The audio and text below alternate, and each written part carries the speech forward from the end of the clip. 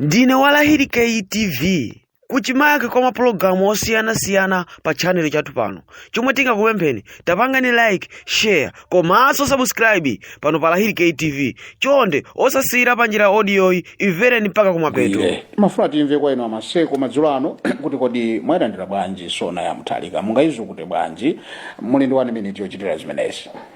Zikomo kwambiri. Sona icha ine naimvetsera. Okay. Ndipo ndinailowa. Pa 45 minutes imene adakhala pamene pacha namawerenga mapeji wacha. Okay. Kwa ineyo ndilibe nayo vuto. Chifukwa chimene adanena mmene mucha. Ndi zimene zichitike. Okay. Zina mwa izo zikuchitika. Chifukwa mwachitsanzo panopa anthu ama filling station akumachito itanira mafuta. Okay. Bwerani pano mutigule. Ili ni nthawi ija iyo munthu amene anali mgalimoto ndamene mafona amakira ntchito. Filling station yakuti abwera mafuta umapezeka kuti paboma pathu pakasungu umapezeka ndi filling station imodzi. Tikanena za bantu ntama ndiye wanthu amachito dikilira mifolo ngati kumene kuja mulutsira mawu kuja nkudepot ya basi. Okay. Ndiye tikatenganso ngati nkhani ya njala. Panopa palibe munthu amene akudya chitete. Kapena kupita mu Mchire ukavula nyika imeneja ndi mbiri yachakwera. Ndipo lero Amalawi kunyadira sona imene ija. Nde tikuona wena amabungwe wina adadzankhulapo zimene zijazo angopanga mwakuti mwachitsanzo zijamankhula Jesse Kabwira konkuja ku parliament. Kumaneno nena kuti alobino ayamba kuphedwaso ndi chipanichi cha DPP. Kodi mafumu aja adagwidwa kudowa aja nga DPP amene aja.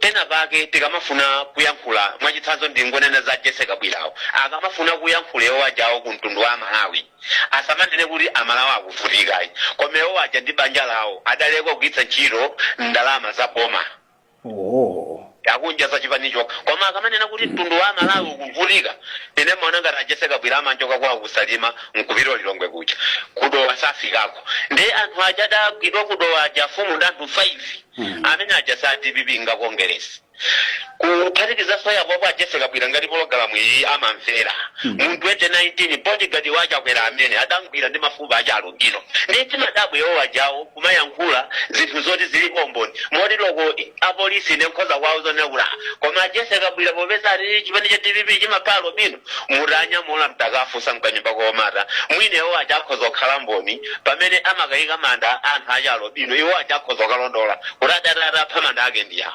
Nezi ntuzina tikamafuna kuyankhula ngati kudziko teni tizigwira tisaona mavuto amene ife tikukumana nawo koma panopa Malawi akunyada achimwene chaka chathachi nthawi yachakwera mwezi ngati uno kupita mchigayo mukaoneke lini yakeyo koma lero mchigayo mukhala uve kutayika gaga kutayika mphale kutayika chimanga china chilichonse panopa mchigayo chili bwino zedi koma akamanena kuti Amalawi akuzunzika tuzunzika kuti ife tundetu kudyatu pano baso ndukhulupirira kuti boma ilili likhoza panga kuti azimayi azibereka kawiri pachaka chifukwa kudya nzambiri.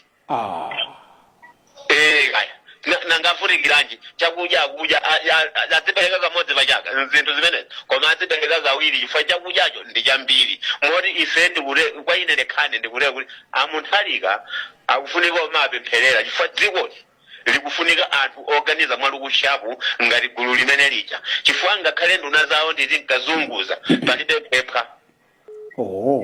Ndiye sona imene ijayo kungowerenga sona 45 minutes wena kulengeza kwa tsiku lonse uyambane ni koma mpaka folokolo adakanena zinthu zabodza zoti sizidachitike zoti sakachite.